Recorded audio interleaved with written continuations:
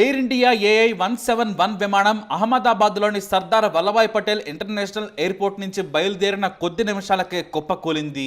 ఈ విమానం wide body ఉండే బ్లోయింగ్ 787 భారీ ఫ్లైట్. దీని కెపాసిటీ 300 మంది. ఇందులో కూలే సమయానికి 242 మంది ప్రయాణికులు ఉన్నారు. సరిగ్గా టేకాఫ్ కాగానే పైలట్లు ప్రమాదాన్ని గుర్తించారు. మేడే కాల్ను అనౌన్స్ చేశారు. మేడే మేడే అంటూ పైలట్ గట్టిగా అరిచాడు. ఇంతలో ఏటీసీ వారికి సాయం చేసేందుకు కాల్ చేయగా స్పందన రాలేదు. అంతలోనే అహ్మదాబాద్ లోని ఓ హాస్టల్ బిల్డింగ్ పై కుప్పకూలింది. ఫ్యూయల్ 2 గంటల ముందే ఫుల్ ట్యాంక్ చేయడంతో ఒకేసారి పేలింది. సిబ్బంది 2 పైలట్లు సహా 10 మంది ఇతర సిబ్బంది ఉన్నారు. దాదాపుగా మృతదేహాలన్నీ పూర్తిగా కాలిపోయి బొగ్గులా మారిపోయాయి. అయితే హాస్టల్ బిల్డింగ్ లో 12 మంది జూనియర్ డాక్టర్లు చనిపోయినట్లు కూడా పోలీసులు అనుమానిస్తున్నారు. ఎయిర్ ఇండియా విమానం కూలిన భవనంలో ఓ మెడికల్ కళాశాల హాస్టల్ నిర్వహిస్తున్నట్లు ప్రాథమికంగా తెలుస్తోంది. అందులో ఉన్న కొందరు విద్యార్థులు ప్రాణాలు కోల్పోయినట్లు సమాచారం.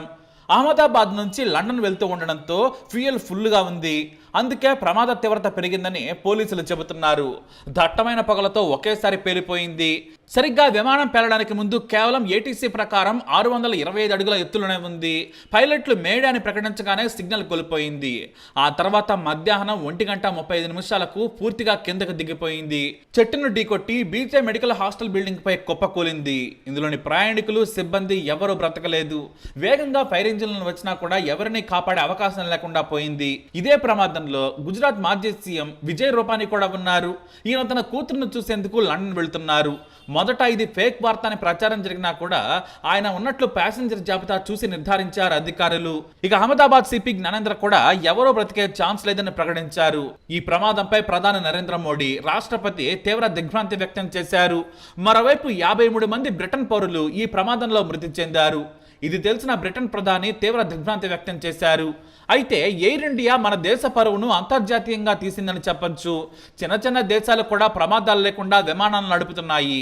ఆర్థికంగా ఇంత బలవంతమైన పెద్ద దేశంలో ఇలాంటి విమాన ప్రమాదం జరగడం నిర్లక్ష్యానికి పరాకాష్ట. సుదూర ప్రయాణం చేసే విమానాలకు 100 రకాల పరీక్షలు చేసిన తర్వాతే ఇంజనీర్లు టేకాఫ్ కు ఫిట్ గా ఉందని అనుమతిస్తారు. కానీ ఈ డ్రీమ్ లైనర్ ప్రయాణానికి ఫిట్ గా ఉందని ప్రకటించారు.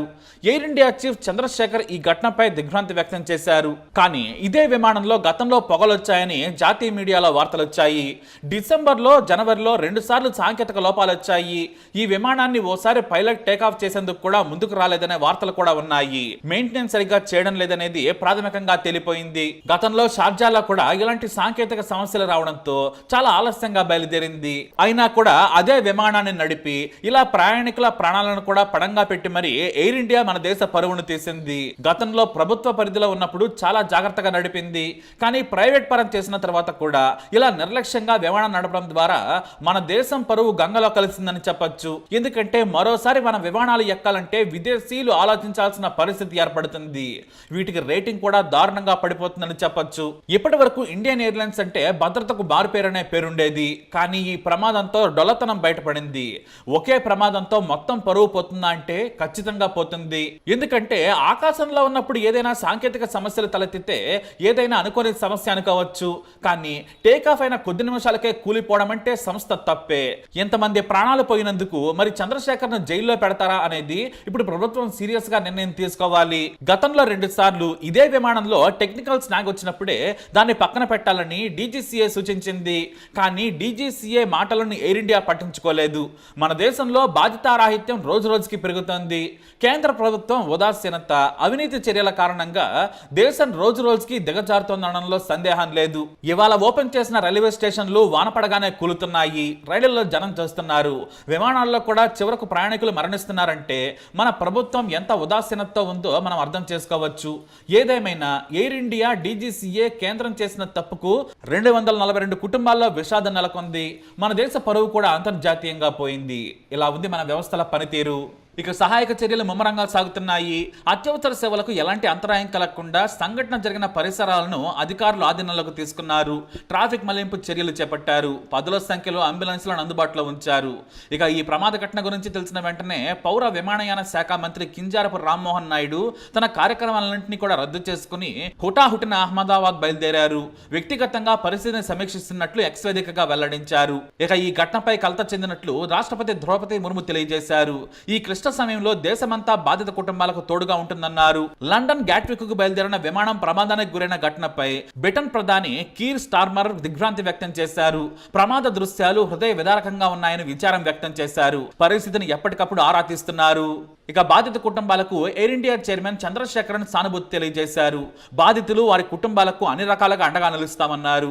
బాధిత కుటుంబాలకు సమాచారం అందించేందుకు ఎమర్జెన్సీ టీం పనిచేస్తుందని చెప్పారు ఆయన. ఇక ప్రస్తుతానికైతే ప్రమాద ప్రథమ కారణం తెలియదు. ఇంజిన్ ఫెయిల్యూరా లేదంటే టేకాఫ్ సమస్యలా అనేది కారణం కావచ్చని చెబుతున్నారు.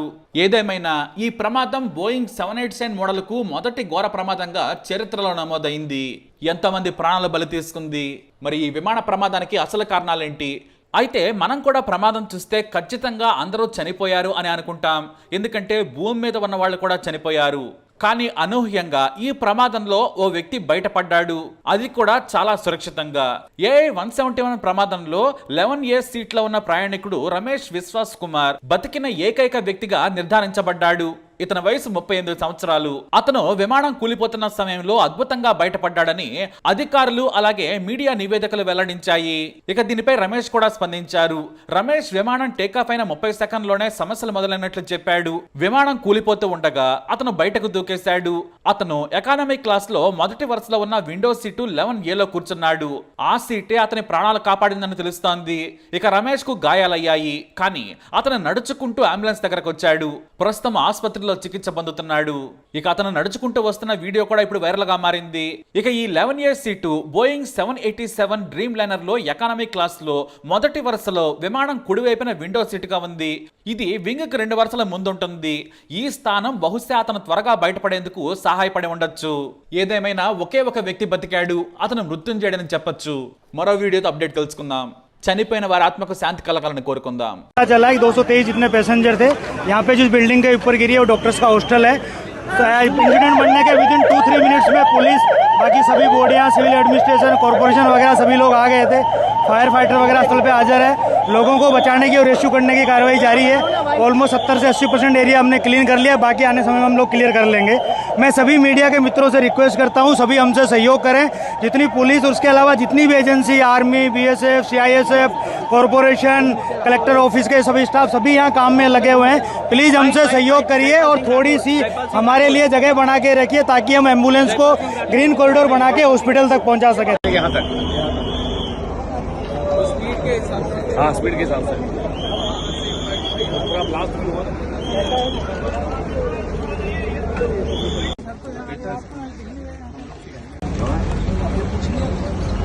सारे आलों में तो बहुत बड़े बैठे उधर ही है एयरपोर्ट में यहाँ उधर जाएंगे. हाँ वो लेने जाएंगे उसके साथ.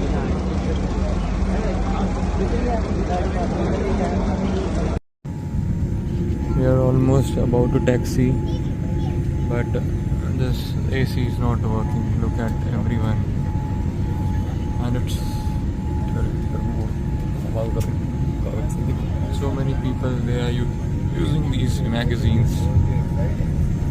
AC is not working.